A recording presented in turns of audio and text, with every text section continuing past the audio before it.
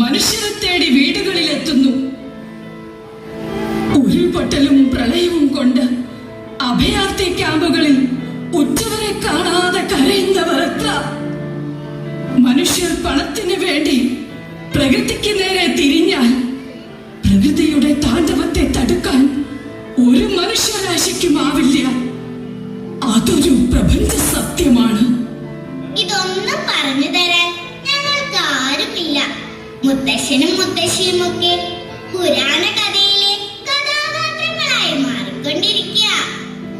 Parents ഒക്കെ പുറം രാജ്യങ്ങളിൽ ജോലി ചെയ്യുന്നത് കൊണ്ട് നിങ്ങളെ പോലുള്ളവരെ ഒന്നും അവർക്ക് നോക്കാൻ സമയമില്ല. അതുകൊണ്ട് അവരെയൊക്കെ വൃദ്ധസദനത്തിലാക്കുകയാ. നിങ്ങളുടെ കളിയും ചിരിയും ഒക്കെ കാണുമ്പോ വലിയ സന്തോഷ.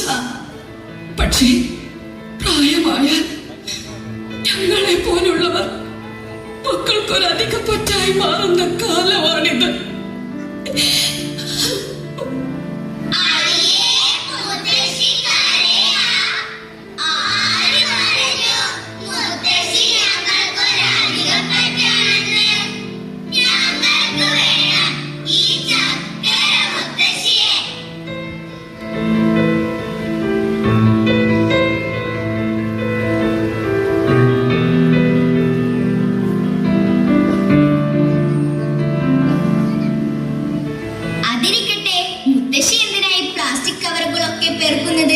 ഇതൊക്കെ എടുക്കാൻ നമ്മുടെ ഹരിതസേനക്കാരില്ലേ? നമ്മുടെ വീടും പരിസരവും വൃത്തിയാക്കേണ്ടത് നമ്മളാണ്. ഇവിടെ ഈ കാടിനുള്ളിൽ ഒരുപാട് പേര് വരുന്നുണ്ട്. മദ്യക്കുപ്പികളും സിഗരറ്റ് പാക്കറ്റുകളും സിറിഞ്ചുകളും ഒക്കെ ഇവിടെ വലിച്ചെറിഞ്ഞ അവരൊക്കെ പോകുന്നത്. ഈ മലയുടെ അപ്പുറത്ത് ആദിവാസികളാ താമസിക്കുന്നത്. പാവങ്ങളാ.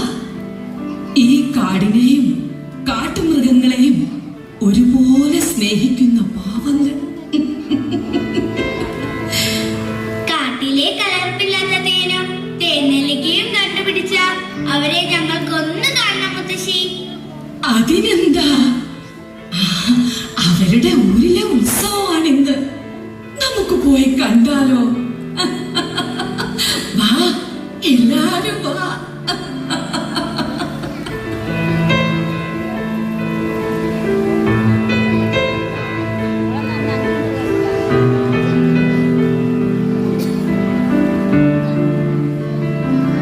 ആധുനിക സംസ്കാരത്തിന്റെ പ്രതിരൂപമായിരുന്ന ആദിവാസി ഗോത്ര സമുദായത്തിന്റെ സാംസ്കാരിക കലാരൂപങ്ങളും പാരമ്പര്യ ചികിത്സാ രീതികളുമൊക്കെ അന്യം നിന്ന് പോകാതിരിക്കാൻ ഇത്തരം കലാരൂപങ്ങളെ നമ്മൾ പ്രോത്സാഹിപ്പിക്കേണ്ടതുണ്ട്.